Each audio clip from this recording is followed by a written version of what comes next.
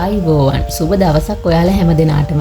ඔන්න ඉතින් මම අදත් අරගෙන ආවේ මේ දිනවල හැමෝම කතා වෙන ජීවිතයට ඊටාම වැදගත් ජ්‍යොතිෂ කරුණු කාරණා ටිකක් අරගෙන.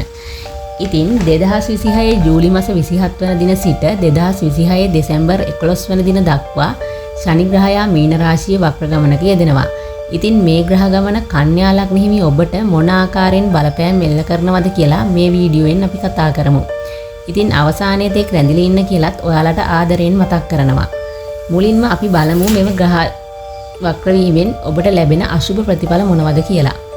කන්‍යා ලග්න හිමි ඔයාගේ ශනි ග්‍රහයා වක්‍ර වෙන්නේ 7 වෙනි භාවයේ හේවත් කලත්‍ර සහ හවුල්කාරී භාවස්ථානයේ.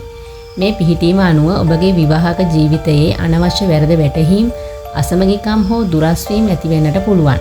හවුල්කාරී ව්‍යාපාරවල නිරත වන අයටද එකඟතා බිඳවැටීම් සහ මූල්‍යමය ගැටලු මතුවීමට පුළුවන්. නවවන භාවයට ශනිගේ බලපෑම මත ඔබ බලාපොරොත්තු වූ වාසනාව, උසස් අධ්‍යාපන කටයුතු හෝ විදේශගත වීමේ ප්‍රයත්නයන් සඳහා බාධා සහ ප්‍රමාදයන් එන්නට පුළුවන්. ඔබගේ ලග්න භාවයට ශනිගේ බලපෑමෙන් ශරීරයේ විඩාව, මනසේ නොසන්සුන් බව සහ අනවශ්‍ය බිය, තීරණ ගැනීමේ පැකිලීම ආදිය ඇති වෙන්නට පුළුවන්. හතරවන භාවයට ශනිගේ දෘෂ්ටිය ලැබීම නිසා පවුලේ අය සමග මතගැටුම්, නිවසේ අලුත් වැඩියා කටයුතු වල ප්‍රමාදයන් සහ මව්පියන්ගේ සෞඛ්‍ය පිළිබඳව වැඩි අවධානයකින් කටයුතු කිරීමට සිදුවෙන කාලයක්. අනුන් සමග කරන ගනුදෙනු හෝ ව්‍යාපාරික ගිවිසුම් අත්සන් කිරීමේදී නීතිමය ගැටලු ඇති වෙන්නට පුළුවන් නිසා ලියකියවිලි පරීක්ෂා කිරීමේදී අතිශයින්ම කල්පනාකාරී වන්න. අපි දැන් බලමු මෙම ග්‍රහ ගමන තුලින් ඔබට ලැබෙන සුබ ප්‍රතිඵල මොනවද කියලා. මත්තුවන සුළුසුළු අසමගතාවන් හරහා ජීවිත සහකරු සහකාරිය හෝ හවුල්කරුවන් සමග වඩාත් කල්පනාකාරීව ඉවසීමෙන් සහ අවබෝධයෙන් කටයුතු කිරීමට අවශ්‍ය මානසික පරිණත භාවය ලැබෙන කාලයක්. හදිසි ප්‍රතිලාභ බලාපොරොත්තු නොවි විනයගරුකව සහ විශ්වාසනීයව කරන දිගුකාලීන හවුල් ව්‍යාපාර ක්‍රමයෙන් සාර්ථක කර ගැනීමට ශනි ග්‍රහයාගෙන් අනපේක්ෂිත බලයක් ඔබට ලැබෙනු ඇත.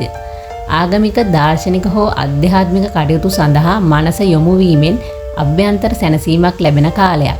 ප්‍රමාදයන් මැද්දේ වුවද නිවසක් මිලදී ගැනීමේ, ඉඩකඩම් හෝ දේපල සම්බන්ධ පැරණි ගැටලු විසඳා ගැනීමට සහ ඒවා විධිමත් කර ගැනීමට මඟ පෑදේ. මෙම කාලය තුල කන්‍යා ලග්න හිමියන් විශේෂයෙන්ම විවාහ ජීවිතයේදී සහ වෙනත් අය සමග කරන හවුල් ගනුදෙනුවලදී අතිශයින් ඉවසීමෙන් සහ නම්‍යශීලීව කටයුතු කළ යුතුයි. අනවශ්‍ය වාද විවාද වලින් වැළකීම, බෝධි පූජා තැබීම, ශනි මන්ත්‍ර ජප කිරීම මගින් මෙම වක්‍ර කාලයේ ඇතිවන අශුභ ඵල අවම කර ගැනීමට ඔබටත් හැකියාව පවතින බව මතක් කර සිටිනවා. ඉතින් මේ වීඩියෝ එක ඔයාට ප්‍රයෝජනවත් වුණා නම් තවත් කෙනෙකුට ෂෙයා කරන්න. වටිනා ජ්‍යොතිෂ තොරතුරු දැන ගැනීමට කැමති නම් මගේ නාලිකාව සබ්ස්ක්‍රයිබ් කරලා බෙල් අයිකන් එකත් ක්ලික් කරන්න. ඉතින් නැවතත් අපි තුලා ලග්නයෙන් හමු වෙනතුරු ඔබ සැමට සුබ දවසක්. තෙරුවන් සරණයි.